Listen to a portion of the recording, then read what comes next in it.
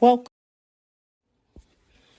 Welcome to iPen Podcast, Interviews and Conversations. Here we bring entrepreneurs and their business to their audience and communities as well as ours. We welcome and connect with them to share who they are and what they do. Authors, entrepreneurs, we extend the invitation to promote your business here on our podcast and in iPen Magazine. Your article, your story, your promotions, how you can connect with others, a new audience, a quarterly magazine presented online for all to view and subscribe to. For articles, ads, and subscriptions, please contact ipendesigns@gmail.com. For your viewing, you can see past articles, past interviews on www.nanettembuchanan.com. Welcome to the show.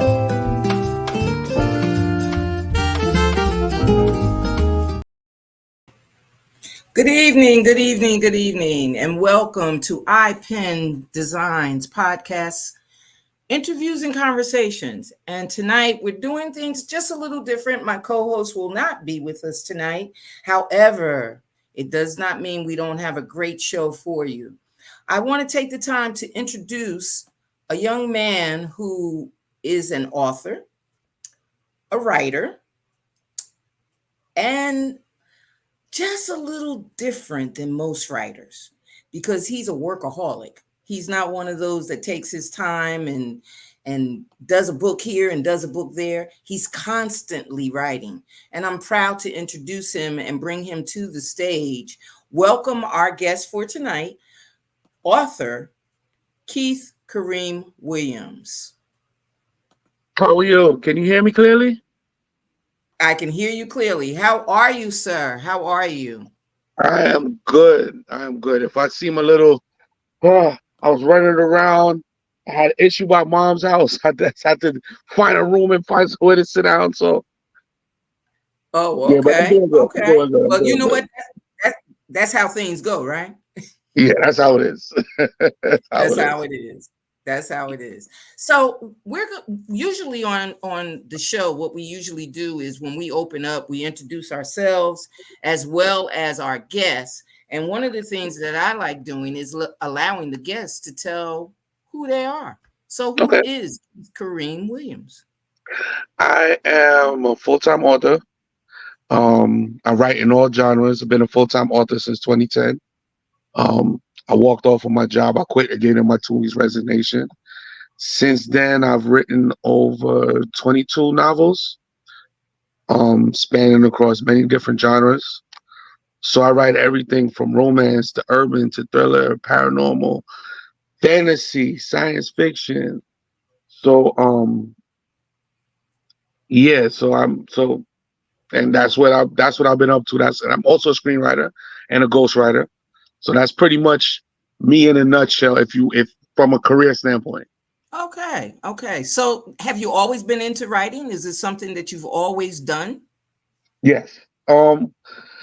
What inspired me is I learned to read at a very young age. I was reading at 3 and 4 years old. So that I could talk, my mother put a book in my hand and taught me how to read. So what really inspired me is I loved reading. It was a way to kind of take my mind and my imagination somewhere else.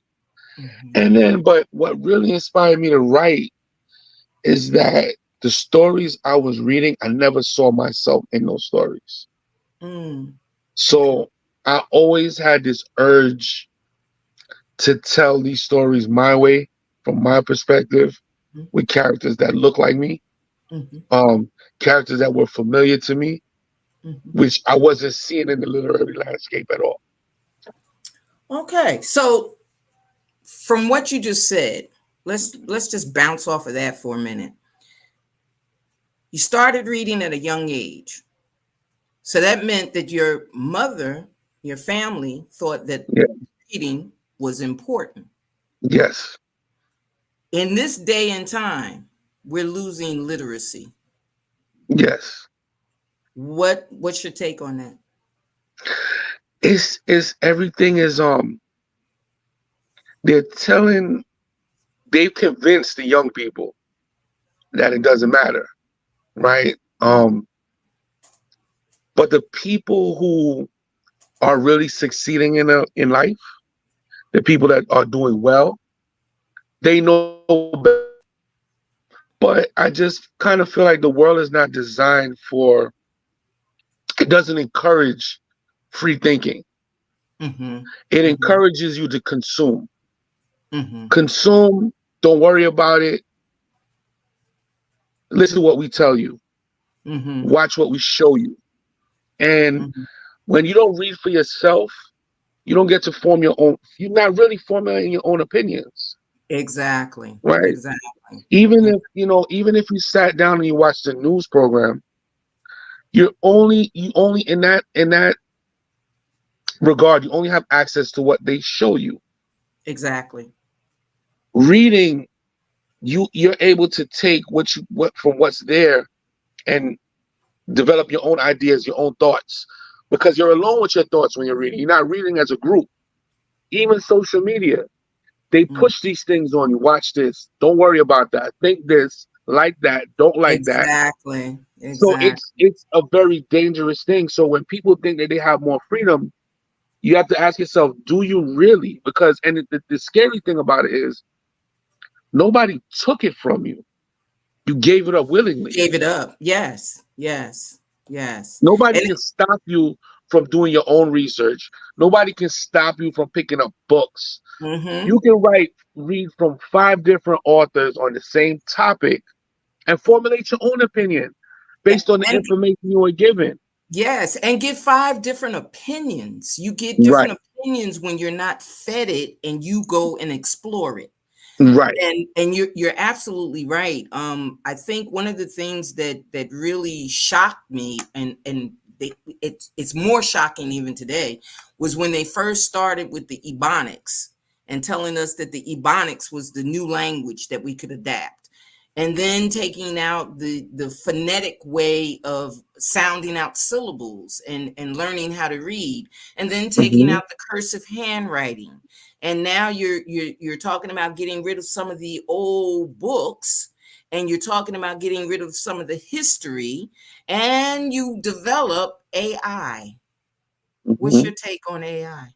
It's a well, before I get to the AI, to piggyback off of what you just said about them with the Ebonics and everything else, it's fine from a cultural standpoint that Mm-hmm. you have your own thing that you Mm-hmm. understand amongst your folk, your people. But Mm-hmm. what it does is it also isolates you Yes. because now they get to break people into smaller groups Mm-hmm. because we have our slang terms, they have their slang terms, they have their slang terms, they have their way of speaking. But when you get together now, it's almost like you're all speaking different languages. So what they force Mm-hmm. you to do is speak the pop culture language, where you have to keep up with what the new terminology is in order to understand what's going on. So once Mm-hmm. again, it goes back to what we first started speaking about, where we're feeding you this, Yes. and Yeah. it forces you to have to be a part of what they're feeding you because there aren't any standards anymore. When we're Exactly. talking about standard Exactly. English, that's standard English. If we Right. all speak English, we could leave our slang, our ebonics, our cultural things, no matter where Mhm. you're from, not just amongst black people, just anybody. You Yes. can leave it and you all have a universal way to communicate. But that's Yes. not what this world is designed to do. It's designed to divide. And Mhm. again, now that you may think that no, you have more freedom and uniting people. No, you have to ask yourself sometimes, you're being united, sure, but under what banner? Mhm. To Mhm. serve what and to serve whom? Mhm. Mhm. In terms of the AI, it's still a sticky subject for me Exactly. Exactly. because in some ways it's a tool, right? Yes. Yes. Would I rather fly to Florida from New York or ride a horse or even drive a Mm. car, right? Mhm. So even in my field, in certain things, it's able to speed up certain things. But where I think it becomes dangerous is when you start to take a lot of the soul out of what we're doing. And I It's, think that that's where my problem lies. It's so robotic that when you go into emotions and you being a writer, me right, being a writer, when you go into your character right. and they don't speak the king's Hmm. English. Hmm. Now, the way that they're changing it, or the way that they suggest you change it, it becomes so concrete and robotic that you take the personality out of the Yeah, character. You take the flair out of the writing. And right. the other thing that it does too is, and I know that a lot of people have come upon that, is even when you're just texting a message to your friend, Hmm. all of a sudden the word pops in and says, no, you want to say it this way. So it's taking, like you said, the originality of who Hmm. you are. It's Hmm. taking away the words for you to learn. My granddaughter surprised me one day. She was writing something on her tablet, and she said, Gemma, how do you spell lovely? And I said, lovely. And she said, oh, never mind. It popped up. Never had to learn, take the love, Lee, Hmm. the regular way of learning it. Hmm. She automatically was able to pull it up, which I'm not saying is a bad thing. But now, how many children, now she reads, she's 8, but she reads chapter books. So she's been reading since she was younger. But Right. the thing is, how many children her age then understand lovely? How many of them can go back and pick The that up? root of the word, it takes Exactly. away it. What it's doing is doing thinking for us. Exactly. So And that's now the danger. that's That's the dangerous danger. because now we don't develop our own personalities because it does so much for us. In Exactly. And learning is not just learning how to spell, or even, let's say, with when I saw the way they were teaching kids math, like my kids in school, mhm. where you make these boxes and I get it, but it takes away that Mhm. part of you that what was necessary was, it's not just for you to come to the conclusion that 2 plus 2 is 4. It's your Mhm. critical thinking skills. So everything is Exactly. designed to Mhm. stop you from thinking and for And you and to and think as an right. individual. We're all going to Exactly. think this way. So Yes. going back to the AI now, with how they're programming people, right? And how they have everybody in lockstep, whether we believe we're individuals or not, Mhm. right? The AI can write books for those people Mhm. because it's formulaic. It's Mhm. like Hollywood. That's what the big ruckus was about, Mhm. is because Hollywood looked at it and said, well, we have a formula to what works in terms of movies. Mhm. Mhm. In 5 years or sooner, we can get this AI to spit out these scripts and we know what works. But Mhm. it's almost because it's like, let's say, for instance, they wanted to feed us carrots, Mhm. right? For Mhm. this generation, and maybe, for however long, they've been programming us to believe that carrots is everything. Mhm. So now we get to adulthood, and now all they have to do is feed us carrots. Mhm. So all of this programming, all of these things that they do to have everybody thinking the same way, it Mhm. becomes easier for them to manipulate What they and want. use us and Right. turn us into consumers without a thought, because Without a they thought. tell us what to like, whether we want to know it or not. Like, even in relationships, Mhm. why do you like this type of person, this Mhm. look, this complexion, this height, this body type? Mhm. Because they told you to. Mhm. And not only that, if they take away the history, you don't Hmm. see how it's connected to the days of slavery, to the Right, days of, military regimes, to the right, days of captivity. right. You don't see that because now the history books are gone and this is Hmm. what we're giving you and you don't have it. And for us as authors that do creative work, because after reading your biography and following some of your writings, I noticed that you and I have a common thing. We write thought provoking and emotionally charged. Yes. We do what I always say when people say, "Well, what do you write?" I always tell them reality fiction. Mm-hmm. I use fictional characters, but it's the Mm-hmm. reality of what goes on in life. And Right. that's what you do with your titles. You do the complexities of life and what Mm-hmm. goes on. Now, Right. my question is, in writing that, do you think that because we have this AI and Mm-hmm. because we have this way that now people are thinking and reading and everything else, do you think we're going to lose some of that? I think that unfortunately, um, to a degree, I think we are. I think we're going to arrive at a point where, sadly, because people forget that, like, because capitalism is driving this, right? Mm-hmm. People forget that film, whatever genre, Mm-hmm. books, whatever genre, music, Mm-hmm. it's art first and foremost. Mm-hmm. It's supposed to make you feel something. Exactly. That's the purpose of it, not Mm-hmm. just for you to consume it. Mm-hmm. And what they're doing is they're creating shows and books that is mimicry, but Mm-hmm. it's not real because I tell people the characters that I write, I've had a few authors tell me I should give a master class in like character development. Mm-hmm. Mm-hmm. You have to live and experience life in real life to be able to write that way.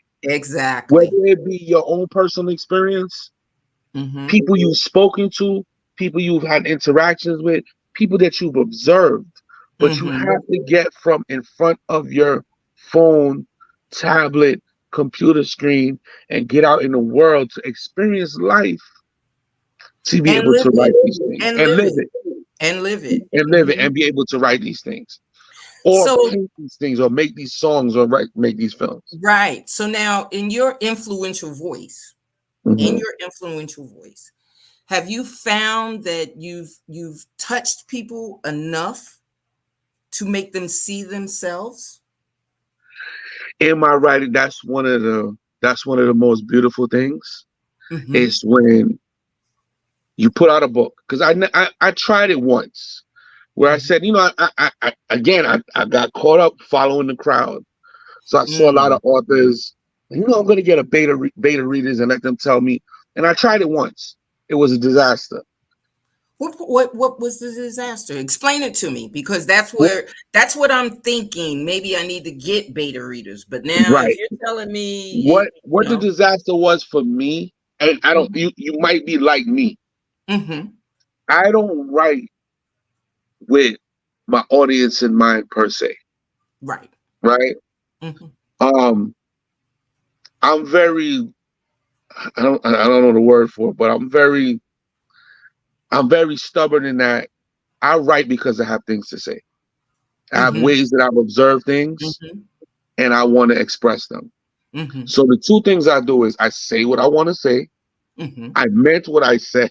I stand mhm. on what I said. Yes. And also I write books that I would want to read. Yes. Yes. So if I put out a book and like recently I picked up one of my oldest series. I hadn't read it in years because I Mm, wanted to revamp it, redo the covers, go through, make sure I didn't have any typos and things that I could fix. And before I knew it, I got caught up in the story because I write so much. I had forgotten so much of that book, of that mhm, series, and I enjoyed it. And I said, that's what I always want to do, and I never want to lose sight of that. Because if I'm writing just to kind of like just entertain, mhm, right? mhm. Then I become like the AI. The AI could do that. Exactly. What the Exactly. AI can't do that I can do is I can have you disagree with me. Mhm, I can make you angry, as people are mhm, often angry with some of my characters. They tell mhm, me They wanted to yell at this person. They wanted to smack some sense into this one, Hmm. right? I want you to feel. That's my purpose. I And not want you only to that, think. as you said, you write with the stories that you feel are going to say something, Yes. even if it stops the next person from Right. going through what this person or this Went through. character that you've created went Hmm. through. And that's my purpose. that's Right. that's that's exactly my purpose. That's Yes. why I enjoyed, meeting you and having Yes. conversation with you, because we talked on the same level. Because there's Yeah. a lot of people that they're either doing it as a concrete, this is the rule, this is set, Right. this is what it is. And Right. I find now that I've done it as long as you have done it. I've been published since 2007. But Hmm. the thing about it is, I find the same way you do. That people look at it and say, "Well, you don't do X, Y, Z." No, I don't. I do the one. Right. You're looking for reviews. No, I'm not. You, Right. you know, you either read the book or you don't read the book, because I'm not writing for a review. Right. I more or less want to, as you stated, be that voice that changes someone's direction Right. simply because they read a story about Sally, Dick, and Jane, and There it you made a go. difference. And it Made a made a difference difference. because I'm anti everything they're doing. Right. Mm-hmm. When I write, Mm-hmm.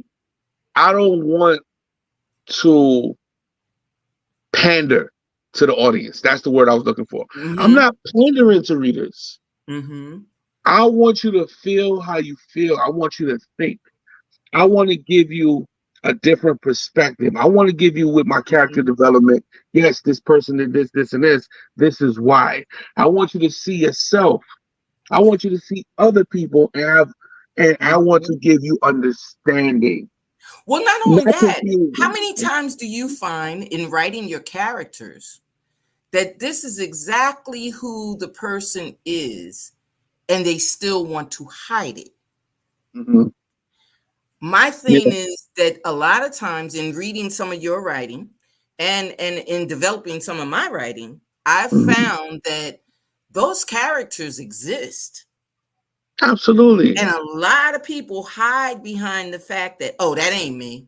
But it is. It is. I'll tell you one of the when I knew one because I'm always humble. I'm never sure. Every time I put out a book, I'm always nervous because I don't know what's gonna happen. All I Right. know is I did what I wanted to do and I hope for the best, right? Hmm. What always surprises me or like blows my hair back is when I write all these characters. I cook up this gumbo with characters and I build this story and I put it out. It always shocks me how people resonate with different characters. Hmm. They'll shock me and talk about a character that I didn't think was a main character, but for some reason they gravitated towards that character and followed that character's story arc more closely than anybody else's. Hmm. So to hear the feedback from readers and the interaction, and to hear what they had to say about things that I put in the story, it kind of lets me know that I'm just being free. I Hmm. don't like formulaic writing. There's no formula to it. I get writers, aspiring authors hit me up and ask me, Keith, can I do this? Sure, you can. It's up to you. Hmm. All you have to do is make sure that it makes sense, Right. right? Right. You don't want inconsistencies. Yes, in Right. terms of that, there are rules, but in terms of how many pages, how long is Exactly. a How chapter? long a chapter? I have Hmm. a, I have chapters that are 1 page and I have chapters that are 30 pages. What needs to Exactly. happen is going to happen, right? If I Hmm. had something that took place and it only took half a page to tell it, well, that's going Hmm. to be chapter 22. It's half a page. I need you to explain something. I've said this to, like you said, aspiring writers, writers that have questioned me, and it seems to always confuse them. Uh, You've been doing it a little bit longer than I have, but I've explained it in one way, and maybe they need to hear it in another way. What is the difference between a ghostwriter and the author? Mm, that's a good question. It depends Mm-hmm. because since the pandemic, I started doing ghostwriting. I never used to really want to dabble in it before, but when they told everybody in New York City that you can't go outside and you got to stay home, I had to start looking for other ways to, So I got a couple opportunities. So I've been doing more and more of that. And it depends. You have people who they have an idea of what they want to write. Mm-hmm. So they'll give you like notes, outlines. They may Mm-hmm. even give you an entire book, Mm-hmm. but they know that it needs polishing. They know that it's not what it could be. So they basically give you a structure and kind of a foundation to work off of. You have those clients. Mm-hmm. They are writers, but they may not be as polished as you and I. Mm-hmm. They have the desire, they have a story to tell, but certain nuances and things that you and I would understand and how to Mm-hmm. move a story forward, they're wise enough to know that they don't have that skill set Mm-hmm. presently. So it's Mm-hmm. better to give it to us. You have Mm-hmm. other people that they won't write anything at all, and you do a series of interviews. They have amazing stories. They just don't know how to put it together on paper Mm-hmm. to make it dynamic enough for people to read it. Because one of the things with a ghostwriter is you also have to know what to leave out, Mm-hmm. Mm-hmm. right? Mm-hmm. Um, is not everything is relevant. Not everything is moving the story forward. You know what I mean? So Mm-hmm. ghostwriting is complex and it's not a one size fits all. It depends on the client and what they need. But pretty much what you're doing is you're taking their story, however they want to deliver it to you. Might be interviews, might be recordings, um, or they might give you notes. But Mm-hmm. what you're doing is you're taking their story and you're writing it for them. Not, Mm-hmm. I wouldn't say most of the time. And then even you may even have a client where, listen, I wanted to write, and it's very basic and very short, and just give you a premise. I've done that Mm-hmm. also. What's the premise? All right, no problem, and I'll take it from there and run with it. Mm-hmm.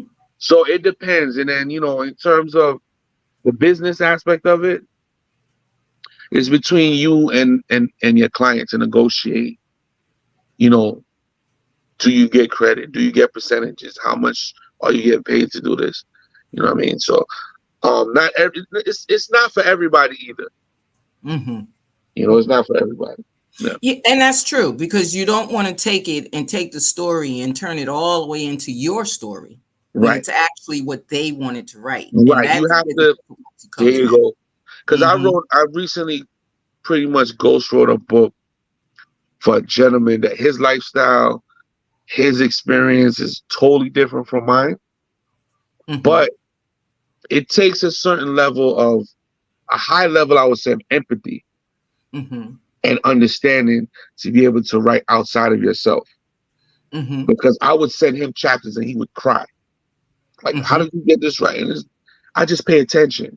Pay attention. And not I only pay that, I've had the same thing happen where a young lady was doing a book and she got to a certain chapter and she couldn't go any further. attention. Go any further.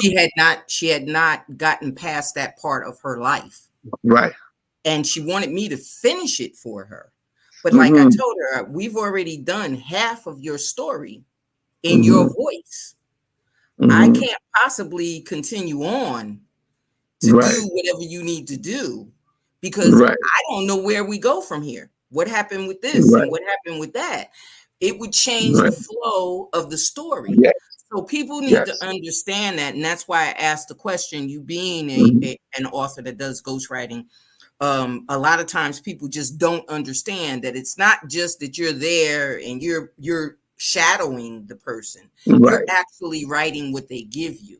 And Yes. that's what they don't understand. Like you said, either it's an idea or it's the outline of the work, and it's not the same as an autobiography, which is No. about Right. them. It's not Right. the same thing. Not the So same thing. we need to understand that as well. Now you've Mm-hmm. got endless titles since Mm-hmm. 2004. Since Mm-hmm. 2004, you've been writing. And some of the titles, of course, I didn't want to write all the titles down, but Mm-hmm. some of them caught my eye. So I Mm-hmm. want to go through, take a little bit of time to go through some of these titles and not so much giving anything where they wouldn't have to read the book, but I Right. want your thought as why that title. Got you. Okay. All Mm-hmm. right. So let's start with Love, Sex, and Ink.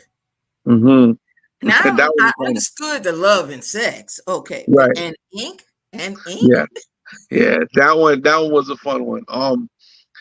And I need to get back to it. The pandemic kind of derailed a lot of my stuff that I had planned.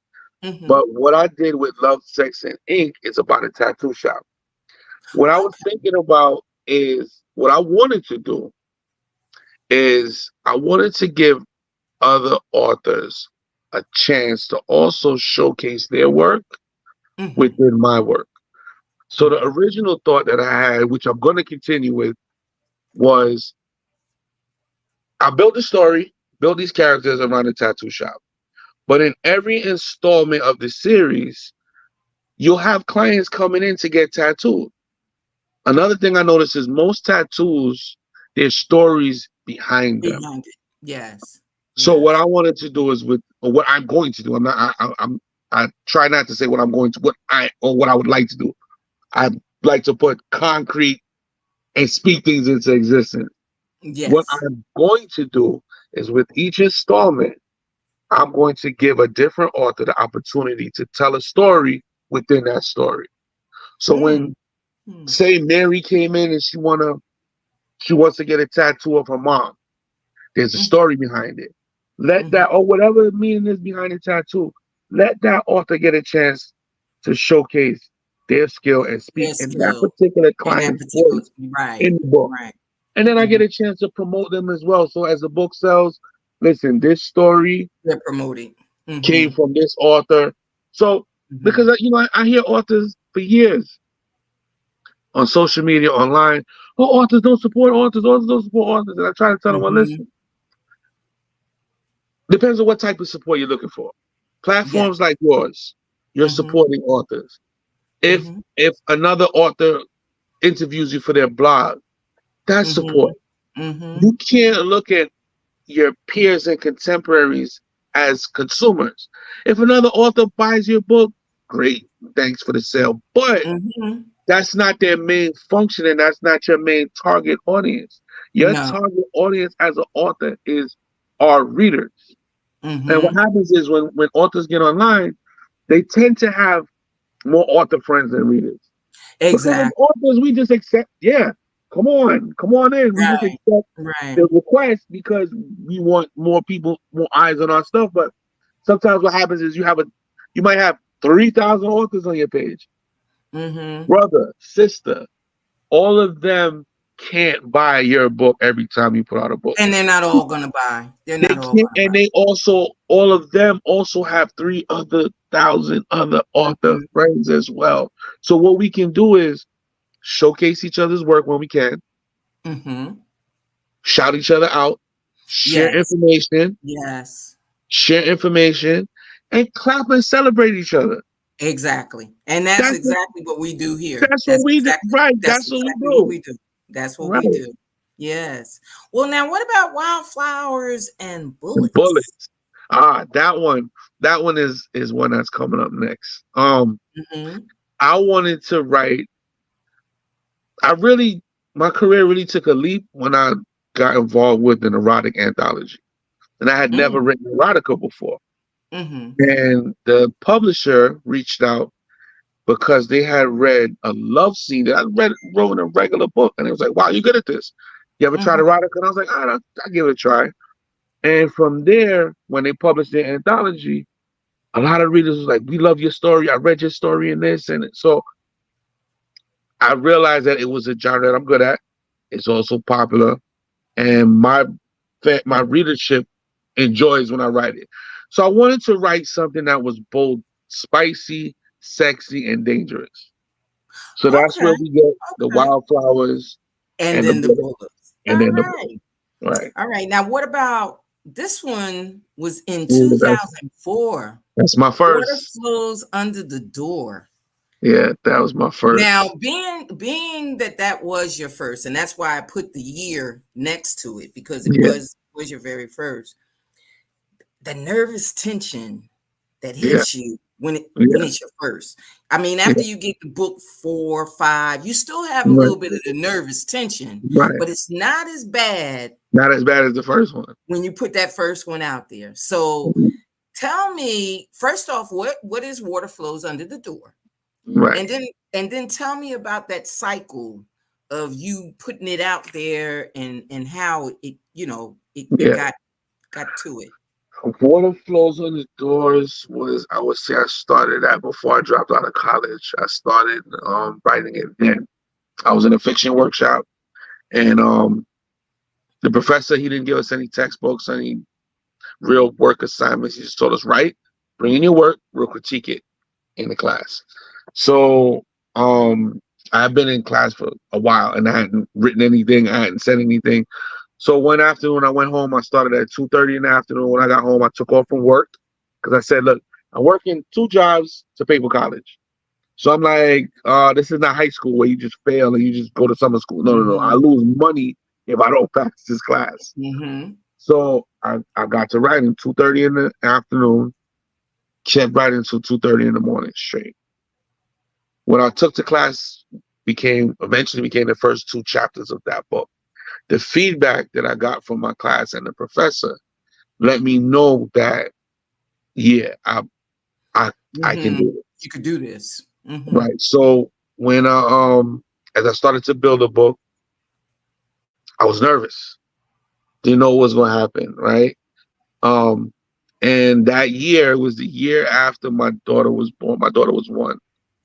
I had a son already, but my daughter was my second child. I put it out after her. Um I took my income tax return and I just bought books. Mhm. I didn't know what was gonna happen. I just bought books. Right. I said, I ain't buying no rims for my car. I'm not buying no furniture. Not going on vacation. I'm buying these books. So, I paid to get the book put together. I invested in myself. Whatever I had left, I just bought copies when it was done. And my younger brother, he came and took opened the box, took a stack, and I said, hey, I'll pay for those. He's like, I got you. And he Mhm. went out. He went to the barber shop. He went to everybody we knew at first. And I was like, yo, Reem put out his book. He didn't ask them if they wanted a copy. He Mhm. said, "You're buying a You're copy. buying a copy. I don't Okay. have it Okay. now. I'll be back Friday here, right?" Came back, gave me the money. So I think I had 500 copies, and within a couple of days, he finished it. It was gone. Mhm. That's nice because I got my money back. But now the nervousness comes in terms of what are people gonna say? Right. Because Right. now it's not just your family, it's not just your Right. close friends. Right. There's some strangers mixed in here now who don't Mhm. care about my feelings, right? Right. Right. So when because I mean, it's nice to hear your family members, oh, I love your book so much. Yeah, yeah, yeah, yeah. Right. You're Right. waiting for the strangers, the people that don't know you. And when they came back and was like, this is the best book I read in a while. Wow, I'm Mhm. getting back into reading now. I haven't read anything since high school. I got a book, Right. Right. Right. right? So fast forward a couple years later, I was out selling my books in the street. That's what I've always done. I'm always gonna do that. I'll be Right. 65 with a chair and a little table. Like, And come just here, sell young. Yeah. exactly. I Exactly. just enjoy it, right? Right. So back then, I'm singing for myself, but this is how I'm paying my bills. So I'm out, and I didn't realize how much of an impact I had made because, of course, I'm not Stephen King, I'm not James Patterson, I'm not J.K. Rowling, I'm not sitting on millions. I don't have, but I was making an impact because a guy was passing me, and I said to him, I tried to get him with the pitch to get him to buy the book. He Right. said, I read that book already. I said, bro, listen, it's all right if you don't want to get the book, but don't lie to me, right? It's cool, right? He said, what you mean? And he came over. and he started telling me the whole plot About the book. about the book. So I'm saying to myself, when you got, because at this point early on, you kind of know everybody you sold a book to, right? Right. You kind of remember. It's early on in your career. He was like, man, I was by, and I'm in Brooklyn. He was all the way up in the Bronx. He said, I was by my homegirl house and I saw the book on the table. And he told me he was crushing his weed on it. And he said, let me read it. And he loved the book. And I was like, wow, okay.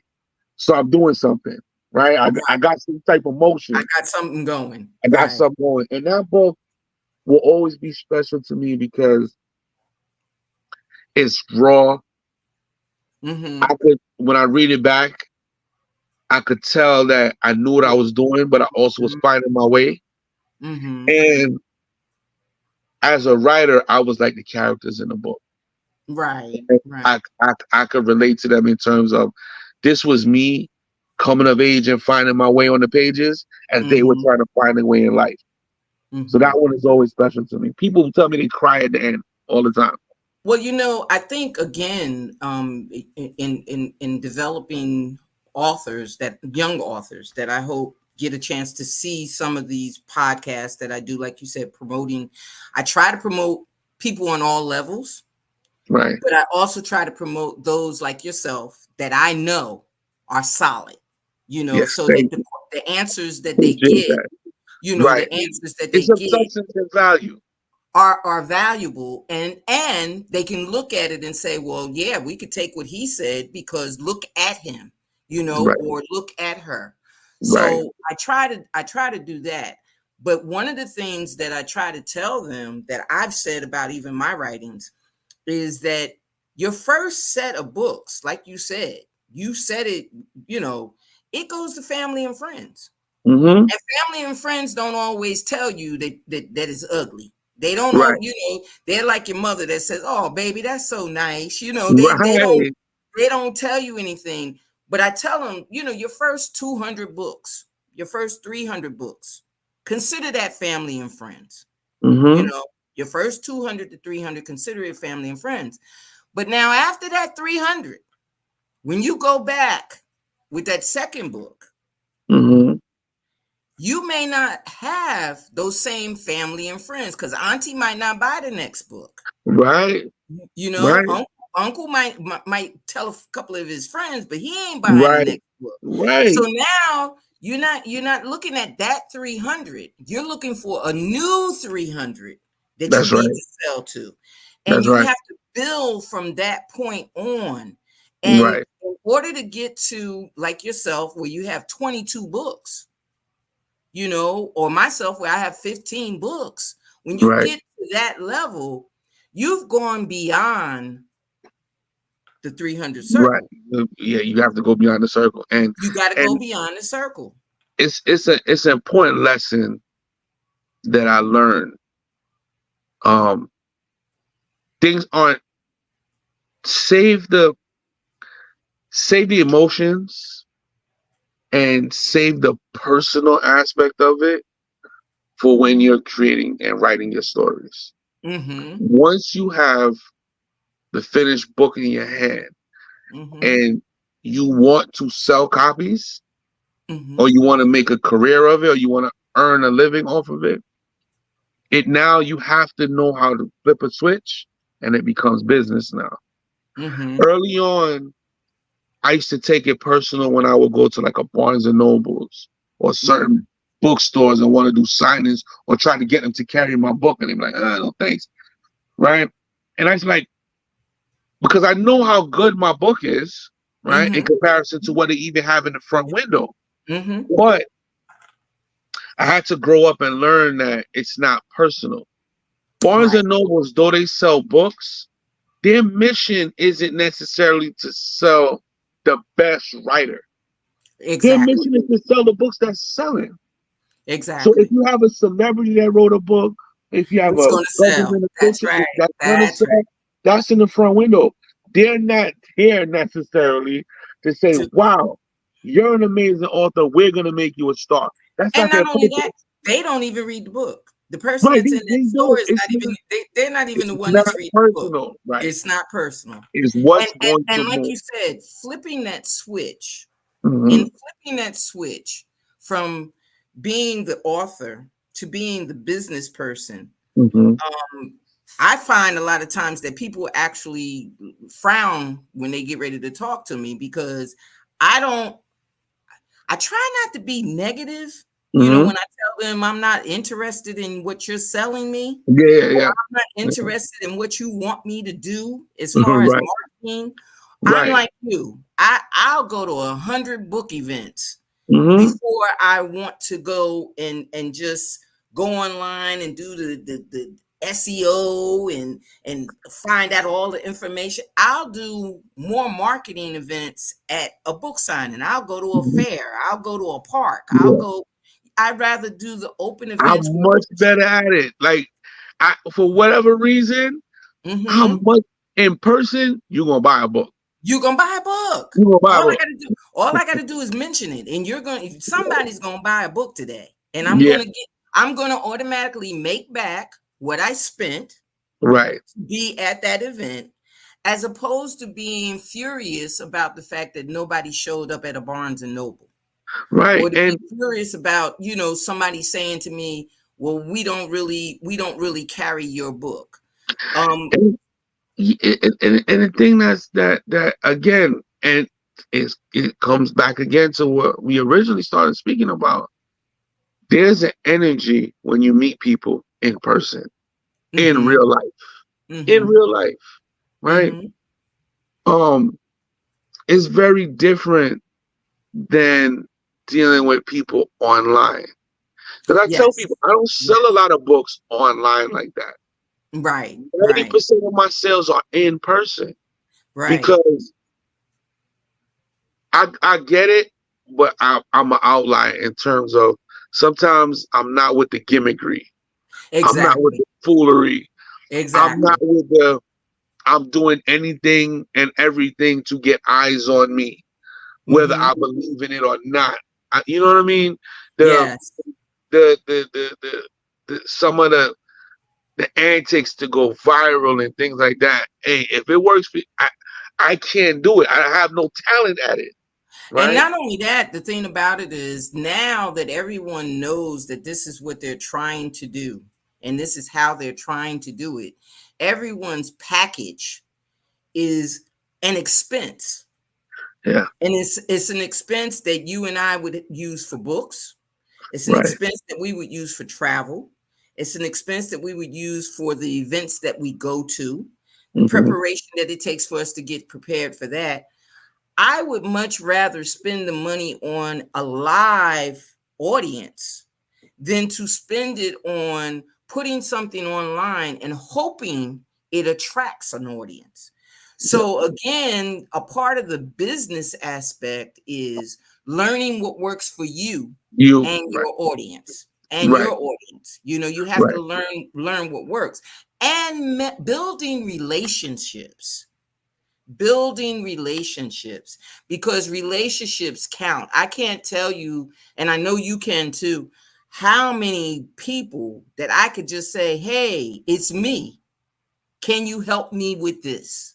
Yeah, And it's not necessarily to say do something for me. right, It's to right, show me what you have done because I respect your work. right. And Because there's a difference between, like, even amongst authors trying to get readers, right? There's a difference between a reader and a supporter, yes, yes, right? yes. Supporters are readers, but there's a difference between supporters, like another level, right? Mm-hmm. Because Mm-hmm. you'll have readers that they'll read your book. Hey, that was great. That's it. Forget about you. You never have an That's interaction with them right. again. That's That's it. right. That's done. And then you have supporters, people that are invested in your work Mm-hmm. personally.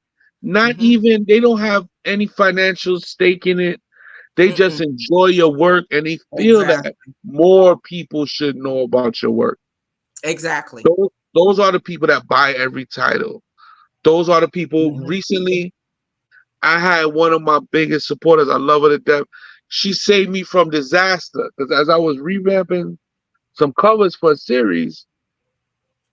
The third book, and I think I was just tired because I hadn't slept in like 4 days. Really, I was just tired. So the third book, yes, the cover was pretty and it was nice, but didn't fit with the other two in Mm. terms of. And when I showed it to her, she's like, "Look, the first part one and part two, great. She said, I don't know about part three." She said it's a nice cover, but I don't get the same feeling. Like it doesn't belong with the other two. Mm-hmm. And I Mm-hmm. looked at it and I said, you know what? You're You're right. right. And I changed the whole thing.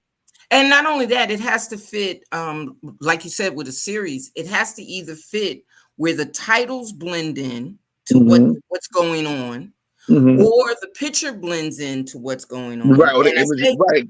right, I say Hmm. that because I've had people say to me, well, your books don't look the same, Hmm. but we knew it was because of the title. The Yeah, title. Right. because if you read the book, you know where it's Hmm. going, or Right. you're thinking about where it's going. You Hmm. already know that something's going on, and you know what the connection is. And all of that is a part of being an author. Yeah. All that, people think, oh, you just write the book, but you have said, with the work that you do, everything doesn't have to line up the same way, Hmm. but it says a story about who Kareem Williams is. Right. It says, hey, if you get this book, this is the type of writing you're going to get. And once you It- make that there you platform, go. There you go. you You know, set a bar. You set a standard.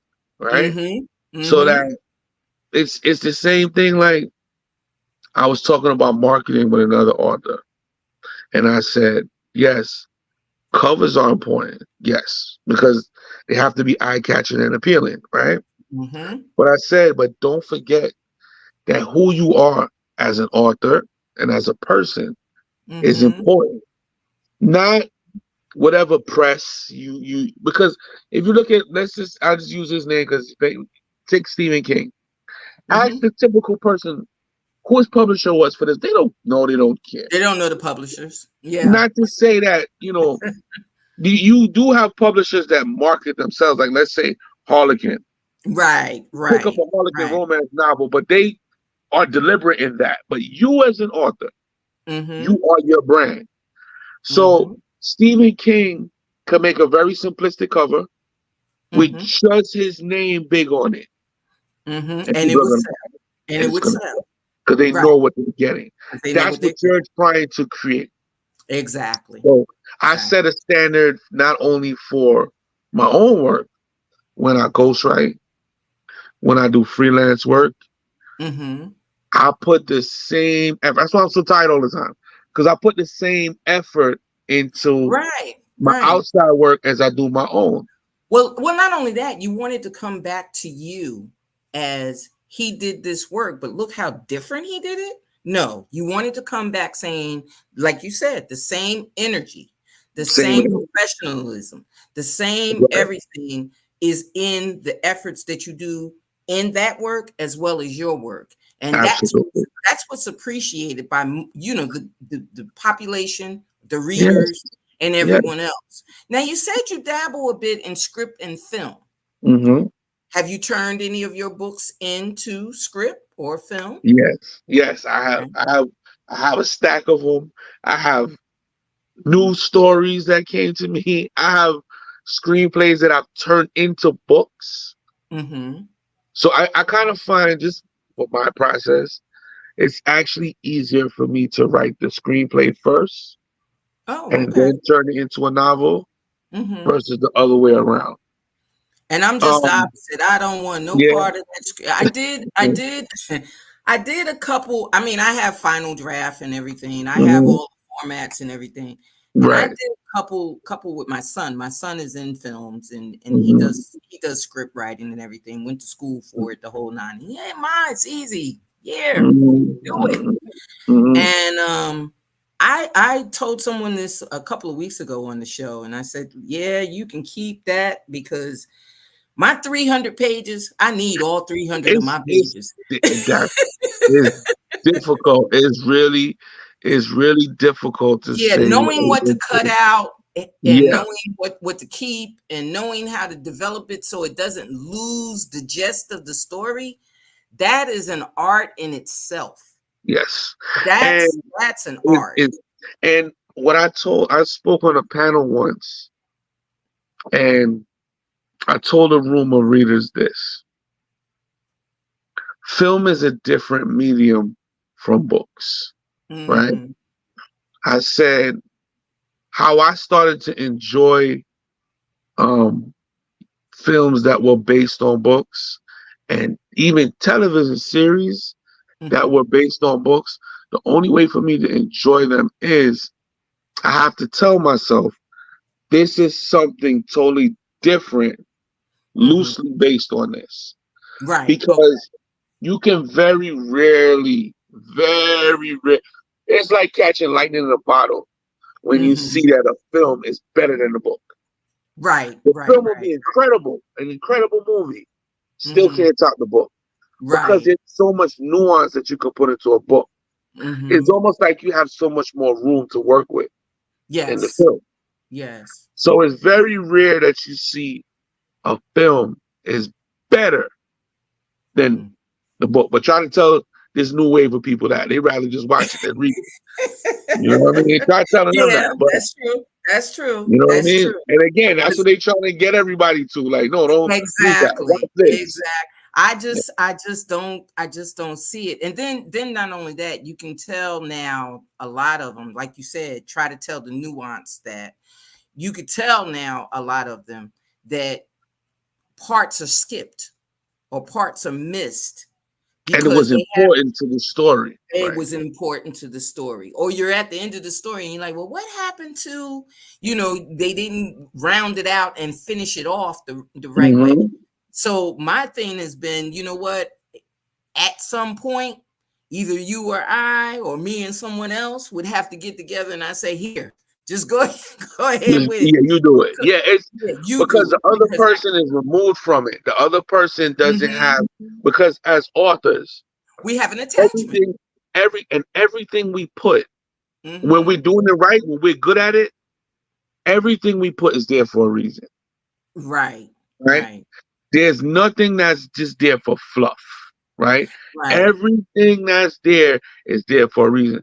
If I show you a notebook and I speak about this notebook in chapter one, trust me, at some point That before you notebook's reach coming the back up. end, That's it's, right. it, it plays a part in all of this. That's right. So That's that's why it's hard because everything that we take out is a piece of this. It's like chipping away at the soul of what we wrote. right. That's right. That's right. Well, Yeah. Kareem, I commend you. I think that Uh, you are one of the ones that I follow. Thank you. I look up to and I follow Likewise. Likewise. um because of the simple fact that I just believe that we need to unite in a way that holds on to the substance of what we do. Because Yes. if we don't, the It'll be lost. nuance would come in and we'd It'll be be lost. Your lost. kids would be lost. My kids would be lost. My grands would be lost because of the simple fact that you want them to understand the depth of what is needed to be good Yes. writers and to be good Yes. readers. Literacy itself. If you're Itself. not literate, Mhm. that's a problem. That's a problem, Right. even if you don't want to be an author. You need to be Right. able to That understand. exactly. Just I went to a school and I want to go back because I want to walk the kids through the process because they were Mhm, so excited. I was surprised they was excited to meet me as an author. They wanted to write their own stories. And I want to go back to the school and work with the children to do that because mhm, it's not just about all of them aren't going to be authors. All of them aren't going to be mm-mm, writers. mm-mm, But even the simple act of writing down your emotions, what you're feeling, what you went through, mhm. is important for us as human beings.